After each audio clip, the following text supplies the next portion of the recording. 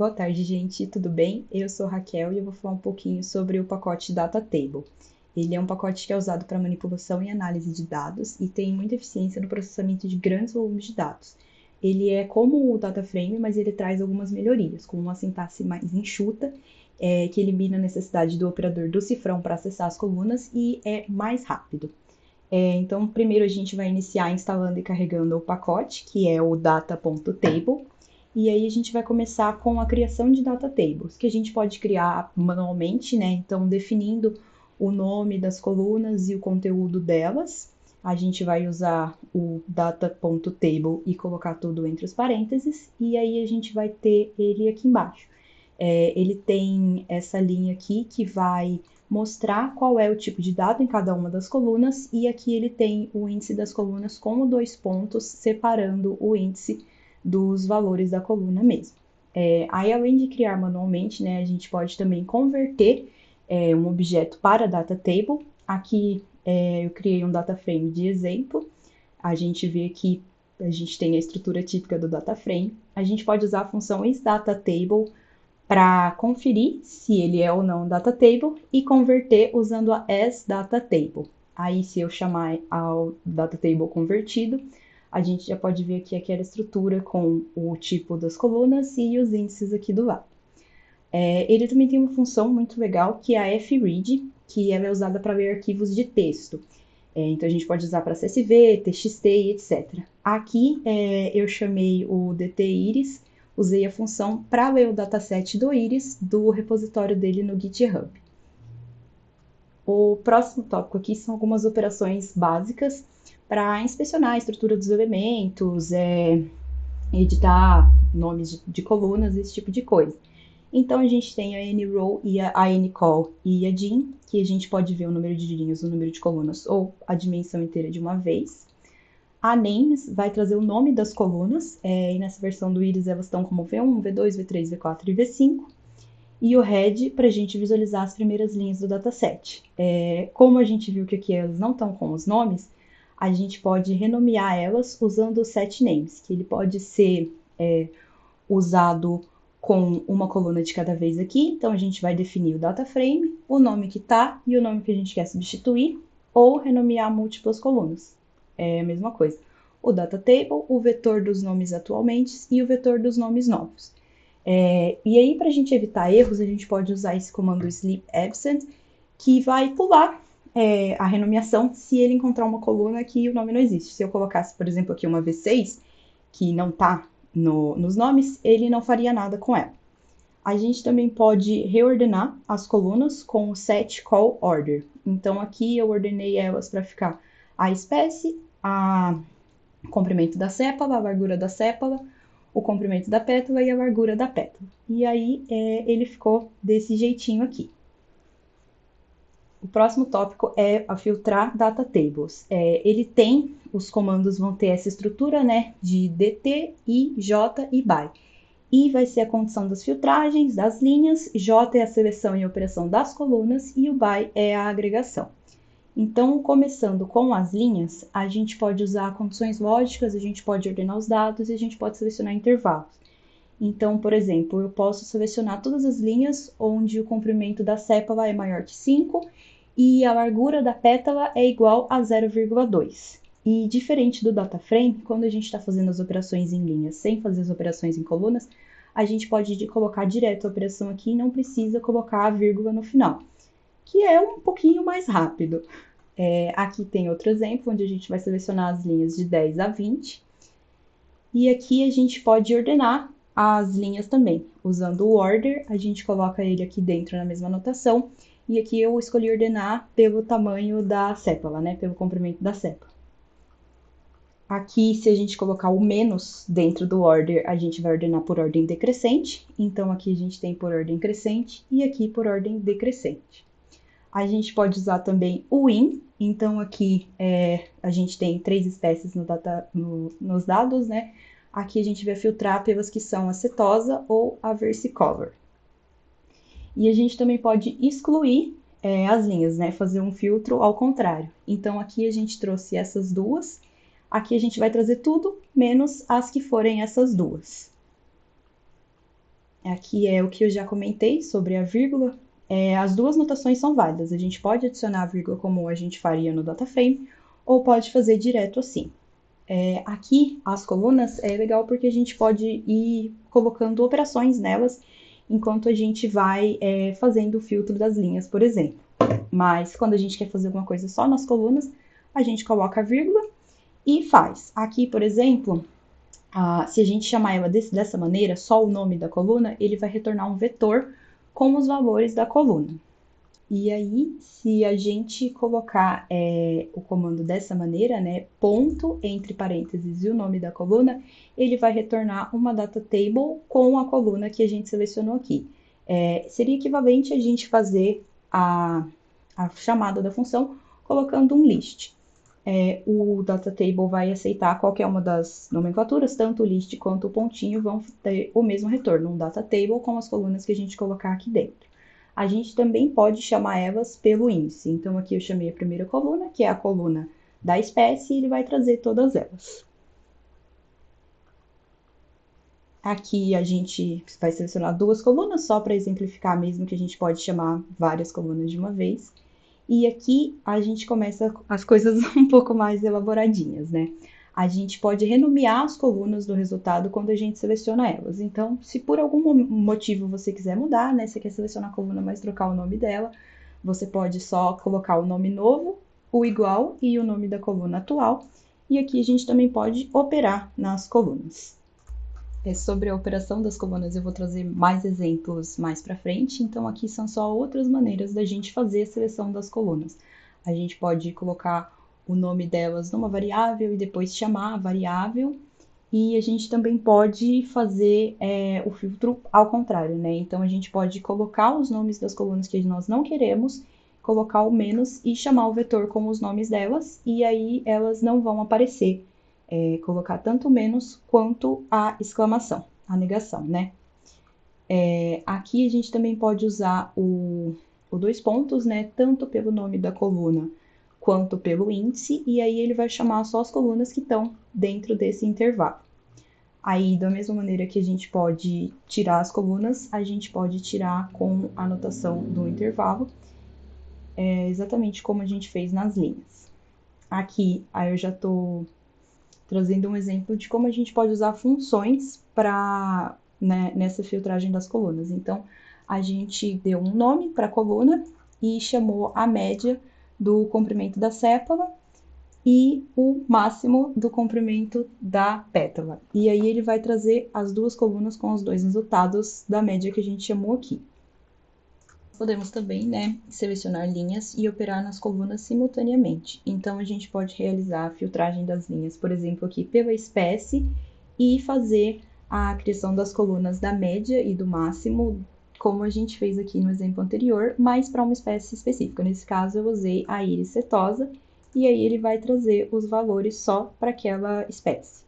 A gente também tem esse operador aqui, o N, que ele vai trazer o número de linhas da ocorrência de acordo com a condição que a gente colocar, né? Então, aqui, quantas da íris setosa tem o comprimento da sépala maior que 5?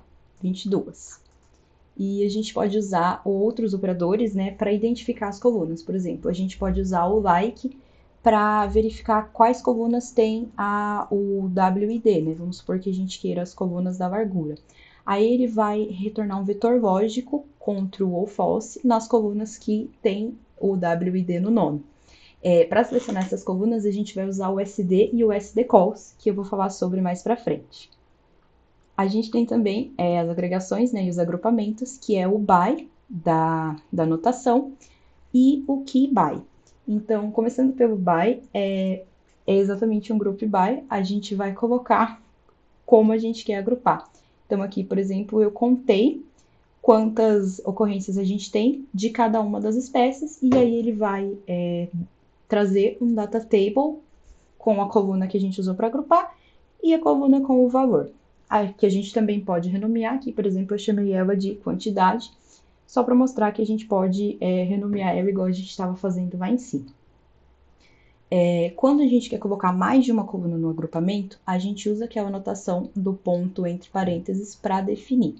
Aqui eu criei uma coluna adicional chamada group só para demonstrar. Então eu criei a coluna aqui e aí eu chamei cada uma das espécies e grupos e pedi uma contagem de quantas ocorrências a gente tem. Então daí ele vai trazer um data table com todas as combinações possíveis. Então as iricetosas do grupo A, B e C, as mesmas para as outras duas espécies e as contagens. Aqui, se vocês repararem, a gente tem que os grupos eles não estão ordenados alfabeticamente, por exemplo. Isso é porque quando a gente usa o by, ele vai trazer as ocorrências na ordem que elas estão no data frame original. No data table original. Então, a primeira ocorrência da íris setosa estava no grupo C. Então, o grupo C vai aparecer primeiro. E assim vai para todas. Aí, se a gente quiser que ele ordene de alguma maneira, a gente pode usar o key by. Então, aqui eu chamei o mesmo comando, mas ao invés de usar o by, eu usei o key by. Aí chamei a espécie e o grupo. Então, ele ordenou primeiro a espécie e depois o grupo em ordem alfabética. Se fosse uma coluna numérica, ele ordenaria em ordem crescente. E aí aqui, então, a gente tem tudo ABC, ABC, ABC. E o by, ele também pode ser usado a partir de expressões lógicas. Então, a gente pode ver, eu quero contar quantos a gente tem que são da íris setosa e do grupo C. E aí ele vai trazer um data table com os valores lógicos com todas as combinações. Então, true, true. Ele é da íris setosa e é do grupo C. A gente tem 19. E aí, assim vai. E aqui também a gente pode renomear as colunas que a gente cria. Então, aqui, por exemplo, a gente chamou a coluna de espécie setosa e aí passou a condição e ela vai sair aqui. E aí a mesma coisa. Eu acho que, né, quando a gente renomeia fica um pouco mais fácil de entender o que está acontecendo, porque como ele traz um vetor lógico, se a gente tiver o nome aqui em cima, fica mais fácil de compreender o que está rolando. E outra coisa que a gente pode fazer também é encadear as operações, como se fossem subqueries. Então, aqui nesse exemplo, a gente vai fazer o agrupamento dos dados e vai ordenar eles de uma vez. Então, a gente não vai precisar criar uma variável intermediária com o agrupamento, com o filtro, para depois fazer a ordenação. Então, aqui eu chamei, mesmo que eu tinha chamado aqui em cima, né, cada espécie de cada grupo, e aí pedi para organizar a espécie em ordem alfabética e o grupo em ordem alfabética decrescente. Então, o C vem primeiro, depois o B e depois o A, igual tá aqui. Aí aqui seria só um exemplo de como a gente faria isso sem o encadeamento, né? Primeiro a gente cria esse filtro e armazena numa variável, e aí depois a gente pede a ordenação. O resultado é o mesmo, mas a gente precisa de mais operações, né? Aqui eu trouxe mais alguns exemplos do uso de agregação. E aí, então, a gente pode passar para a adição de colunas.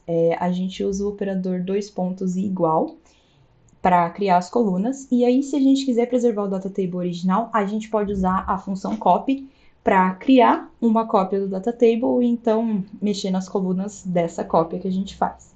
Então, aqui eu criei uma cópia do dataset no dtiriscopy e aí criei duas colunas, né, que vão calcular a área das pétalas. Então, aqui eu criei uma cópia do dataset no dtiriscopy, só chamar a função copy e colocar o objeto aqui entre os parênteses.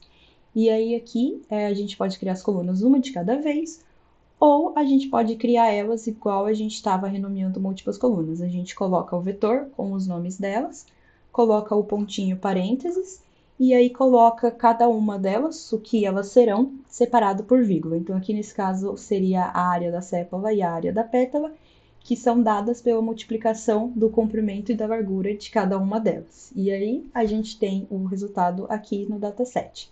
As duas áreas ficaram aqui embaixo. A gente também pode criar as colunas usando condicionais. Por exemplo, o if-else. Então, vamos supor que a gente quer observar as flores em que a área seja maior que 15, a área da sépola. A gente chama ele e cria uma coluna. Aqui eu chamei de flag área e usei o if-else com a área da sépola maior que 0. Se for, ele vai colocar 1, senão ele vai colocar 0. E aí aqui embaixo a gente tem a coluna que a gente criou. A gente também pode atualizar colunas que já existem. Então, aqui, por exemplo, a gente poderia usar o arredondamento nas colunas que a gente criou mais para cima. Então, arredondar as áreas com 2 casas decimais. No caso, elas já estavam arredondadas, mas se não estivesse, a gente veria a diferença.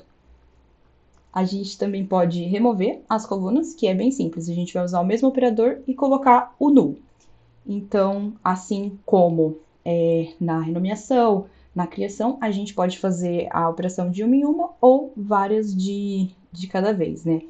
Então, aqui, por exemplo, eu removi uma só, que foi a da flag area, e ela já sumiu. E aqui eu removi as outras 2 áreas de uma vez só, e o data frame ou data table voltou a como ele estava original. E aí a gente pode fazer da maneira que a gente preferir. A gente pode criar uma variável com o nome das colunas e aí passar ela no argumento null. A gente colocaria o nome da variável com os nomes e colocaria o 2 pontos igual null, como a gente faz aqui. Então, seguindo para o SD e o SD calls. O SD representa um subconjunto do data table e ele é utilizado para aplicar as funções a múltiplas colunas. O SD calls permite selecionar quais colunas a gente quer que o subconjunto considere para a aplicação. Por padrão, o SD vai considerar todas as colunas que estiverem fora do by e que a gente não tiver se a gente não tiver definido no SD calls. Então, aqui, por exemplo, a gente pode usar o lapply e o SD para aplicar a média a todas as colunas. Como a gente tem a espécie e o grupo, que são não numéricos, ele vai retornar NA, mas a gente pode ver que ele tentou aplicar a média a cada uma das colunas do data table. Aqui, por exemplo, se a gente usasse o by, species e group, ele não iria considerar as duas para fazer o cálculo, porque ele considera todas as colunas que estiverem fora do by, mas aí o cálculo viria separado por espécie e grupo. Então, a gente teria uma média de cada uma das colunas numéricas de acordo com a espécie e o grupo. Então, vamos supor que a gente queira, né, o valor de tudo, mas que a gente não queira que ele calcule da espécie do grupo. A gente usa o SD calls para explicitar de quais colunas a gente quer o cálculo da média. Então, a gente pode colocar os nomes das colunas num vetor, a gente pode colocar o isNumeric, e aí ele vai calcular só as colunas numéricas, e a gente também pode agrupar dentro dessas configurações que a gente criou.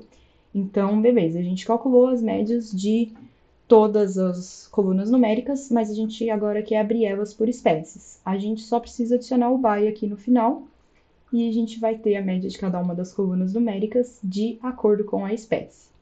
E aí, a gente pode aplicar várias operações de acordo com o que a gente quiser. Então, aqui eu trouxe um exemplo onde a gente aplicou a média de desvio padrão nas colunas numéricas. A gente chama aqui o SD e no lapply e define no SD calls que a gente só quer aplicar nas colunas numéricas. E aqui a mesma coisa, só que dividido pela espécie. Então, cada espécie vai aparecer 2 vezes e aí a primeira linha vai trazer o primeiro resultado, nesse caso da média, e a segunda linha vai trazer o segundo resultado, o do desvio padrão. E aí aqui eu trouxe, que anteriormente eu trouxe o like, né, para a gente criar um vetor de true ou false para as colunas que tinham o W e D no nome delas. E aí, usando esse vetor, a gente pode usar o SD e o SD calls para encontrar essas colunas. Então, a gente pode colocar que a gente vai usar o SD e aí dentro do SD calls definir exatamente o que a gente tinha colocado aqui e ele vai trazer elas. Então, o SD calls vai usar o vetor das colunas para selecionar as colunas que a gente buscou aqui usando o like. Agora eu trouxe um pouco do uso do setKey, que é uma função que a gente usa para ordenar o data table de acordo com alguma coluna que a gente queira, e ela é útil para a gente fazer operações de buscas nos dados. Então, para definir uma chave, a gente vai usar o setKey, colocar o nome do data table e a coluna em que a gente quer que seja as chaves. Então, agora ele é sempre ordenado pela coluna group. E aí a gente pode usar o filtro de linhas para a gente encontrar alguma coisa de acordo com essa coluna sem ter que especificar. Então, como ele está ordenado pela coluna group, se a gente der um dt iris e colocar só o B, ele vai retornar as linhas que o group é B. Se a gente colocar B, vírgula C, ele vai retornar as linhas onde o grupo é B ou C. E aí assim vai, né? Aí aqui a gente pode usar o multi para determinar a estratégia dele caso ele encontre múltiplas correspondências. Talvez a gente queira o primeiro, talvez a gente queira o último, e aí a gente consegue buscar as coisas nos dados de um jeito mais rápido. A gente também pode realizar operações usando essa estratégia, né? Então, a gente usou set key, colocou aqui como group. A gente pode definir que a gente quer as do grupo B e a gente quer a média do comprimento da cépala. E aí ele vai trazer só o valor. Aí, se a gente, né, procurar mais coisas, a gente pode calcular a média do B e do C separadamente. A gente vai usar o each, by each, para calcular de maneira separada, e aí ele vai trazer um data table com o grupo, o B e o C, e o valor que foi encontrado. A gente também pode colocar uma chave composta, então é a mesma coisa, a gente chama o set key, coloca o nome do data table, e a gente coloca a primeira chave e a segunda chave. Então, sempre que o data table, né, for chamado, ele vai estar organizado por grupo e depois por espécie. E aí a gente pode usar isso para buscar, por exemplo, a linha onde o grupo é C e a espécie é a íris setosa. Ele vai trazer todos os resultados. E aí a gente pode fazer a mesma coisa, por exemplo, para fazer a média desse resultado aqui. E ele vai trazer o valor aqui, e a gente pode usar o multi, como a gente tinha feito lá em cima, com a chave composta. Aí agora indo para os joins, são as operações que combinam os dados de duas ou mais tabelas, né, utilizando uma ou mais colunas em comum. No data table a gente tem o merge ou a sintaxe do dt e on, que é mais eficiente para bases maiores. Primeiro eu vou criar aqui dois data tables para a gente trabalhar com os joins.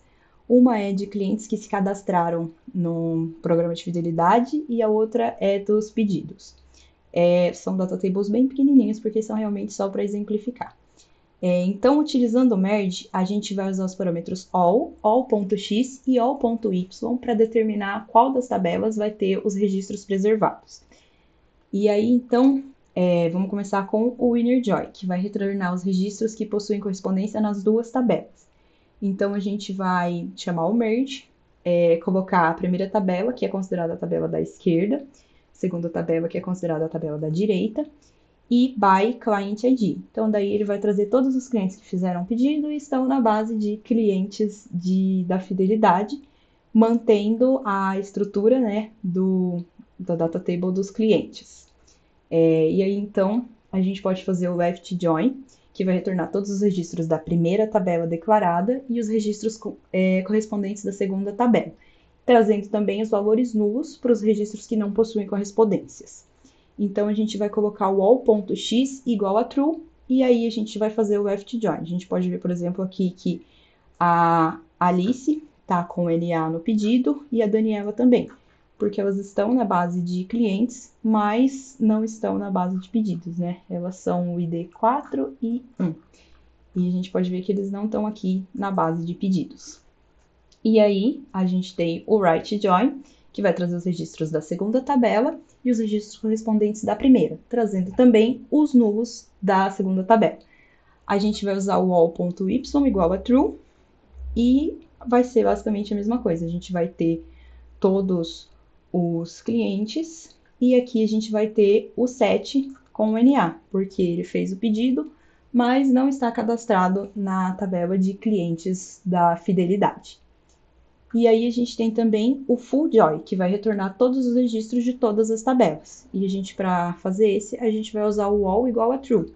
E aí todos os dados estão aqui. A gente também pode encadear filtros no join, assim como na parte de agregações e agrupamentos. Então, a gente pode filtrar a tabela do left join para trazer só os registros de São Paulo, por exemplo. Aqui primeiro eu trouxe de novo a tabela sem o filtro, e aí aqui a gente pode fazer o merge e já encadear o filtro aqui, cidade igual SP. e aí ele vai trazer só os que foram de São Paulo. E aí isso também evita a criação de objetos intermediários. É uma sintaxe que é mais intuitiva e é compatível com o merge do RBase, mas ela pode ser mais lenta para bases maiores. E aí, por isso, a gente tem a sintaxe do DT e ON. Então, nessa sintaxe, a gente tem a estrutura, né, do DT e ON, e a gente também pode ter o nomatch, onde o DT é a tabela secundária, o I é a tabela primária, o ON é a nossa chave, e o nomatch a gente pode colocar igual a null, e aí a gente pode fazer um inner join. Esse é uma estrutura que ela é mais rápida, né, para grandes bases de dados, mas ela pode dar um pouco mais de trabalho para entender. Então aqui o inner join é simples, a gente coloca o nomatch igual a null e a gente vai chamar dessa maneira. Então a gente vai ter dt clientes, dt pedidos on client id, nomatch igual a null. Então aí a dt pedidos, que é a que está dentro dos colchetes, é considerada a tabela da direita, e a dt clientes, que está fora dos colchetes, é a tabela da esquerda. Então, aqui eu comentei sobre o uso do nomatch para não trazer nenhum registro que não possui correspondência. E aí, outra coisa que a gente pode observar é que a ordem desses registros é diferente da ordem do inner join que a gente fez com o merge, porque aqui ele vai preservar a ordem original dos registros, enquanto no merge ele estava ordenando pelo ID, né, que é a chave que a gente usou. E aí, então, para fazer o left e o right join, que a gente tem que ter um pouco mais de atenção, porque nessa estrutura, todo join que a gente fizer vai ser um right join. E aí, para a gente realizar um left join, a gente tem que inverter a ordem das tabelas e fazer um left join, um right join nessa ordem oposta. Assim, a tabela que a gente obteve fazendo o left join com o merge, ela vai ser feita dessa maneira: dt clientes, dt pedidos, on client id. Então, aí a gente vai ter todos os dados de clientes que fizeram algum pedido na tabela de clientes que têm a fidelidade.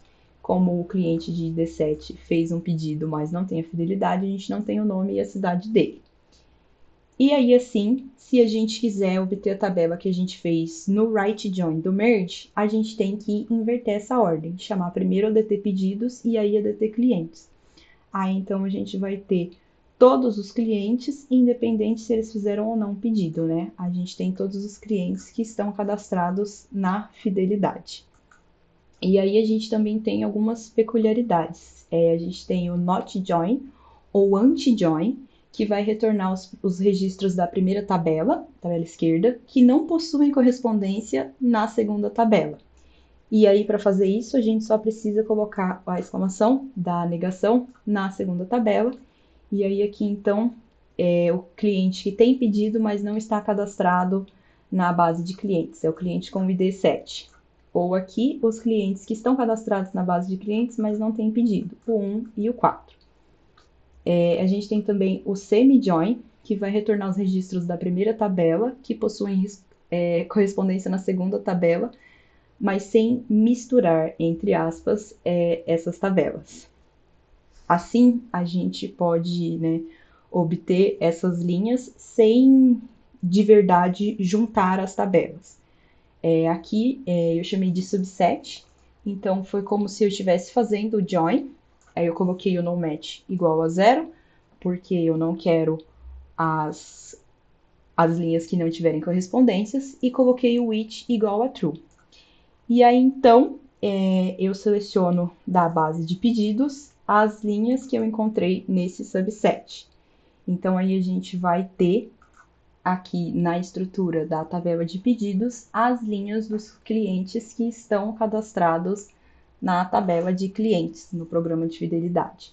E aí a gente também pode, né, obter isso diretamente num passo só, colocando o join aqui no primeiro passo, né?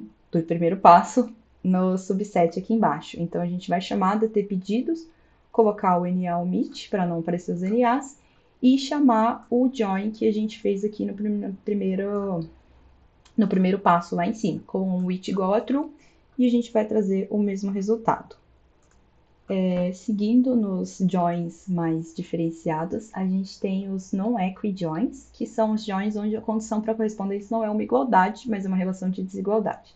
Para criar um exemplo, eu criei uma nova tabela que está em todos os dias do mês de janeiro, e aí então eu usei esse non-equi join para filtrar só os pedidos que foram feitos em janeiro. Então, DT pedidos, janeiro. Aí aqui no on, a gente coloca o pontinho entre os parênteses para indicar que a gente vai fazer a relação de desigualdade.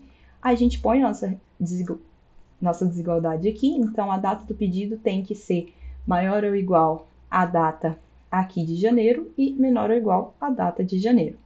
E aqui eu já encadeei também um isNA para a gente não ter todos os pedidos todos os dias, porque senão ele traria uma data table com todos os dias e NA nos dias em que não houve nenhum pedido.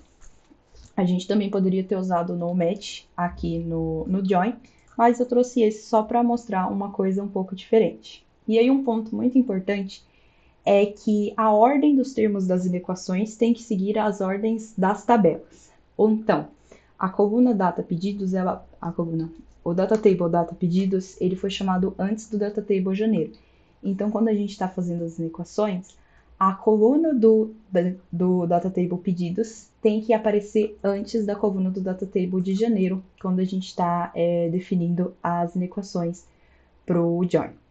Então, para finalizar, a gente tem o rolling join, que vai permitir combinar tabelas através de intervalos ou preencher lacunas de acordo com algum valor mais recente nas colunas. Para o preenchimento das lacunas, eu trouxe o data table que a gente fez no join anterior, mas sem filtrar os registros sem correspondência, para mostrar que a gente vai ter vários valores NA. Então, vamos supor que a gente queira preencher essas lacunas com os valores mais recentes de cada uma das colunas. A gente pode usar o parâmetro row e colocar true para ele, dessa maneira aqui. Só que, como esse join foi um join que a gente fez com as inequações, a gente tem que primeiro salvar ele num objeto para depois usar o row, porque ele não aceita joins com keys de inequações. Então aqui eu só dei um nome e salvei o objeto, e aí eu fiz o que é efetivamente o rolling join, que é fazer o join das duas tabelas, colocar a chave e chamar o row. Aí aqui nas duas primeiras linhas a gente vai ter o NA, porque eles não têm de onde puxar o valor, mas nas outras linhas a gente já observa que eles foram repetindo os valores das anteriores. E aí, para um exemplo usando os intervalos de data, aqui tem outros dois data tables, com valores de aluguel de dois imóveis que são mensalmente reajustados pelo dono, e outro das datas das locações desses imóveis e o tempo da estadia de cada uma delas. Para a gente saber quanto ficou o total de cada uma das locações, a gente pode usar o rolling join para preencher os valores do aluguel de acordo com a data das locações e aí criar uma coluna com o valor total. Dessa maneira, a gente vai fazer o join, dá preços aluguel com alocações, aí a gente coloca na chave o ID do imóvel e a data, que é onde a gente vai fazer, né, o row. A gente coloca row igual a true, e aí a gente pode colocar esse J, que a gente ainda não tinha usado nos joins. Ele serve para selecionar quais das colunas a gente quer ver na tabela e permite também que a gente crie novas colunas. Então, aqui, como ele vai fazer um join, a gente teria todas as colunas, né, das duas tabelas, mas a gente não precisa de todas elas. Então, aqui a gente vai ter o ID do imóvel, a data, os dias alugados, o preço, e aí uma coluna nova que seria o valor do aluguel, que vai ser os dias alugados multiplicado pelo preço. Aqui, então, a gente tem o resultado e a gente pode ver que o preço vai variando, porque o rolling join, ele vê a data da locação e usa as datas do data table dos preços de aluguel para verificar qual seria o preço da locação na data em que ele foi alugado. E aí a gente faz a conta de multiplicação para obter o valor total do aluguel. E era isso, pessoal, que eu trouxe sobre o data table. Eu espero que tenha sido informativo. E é isso, obrigada.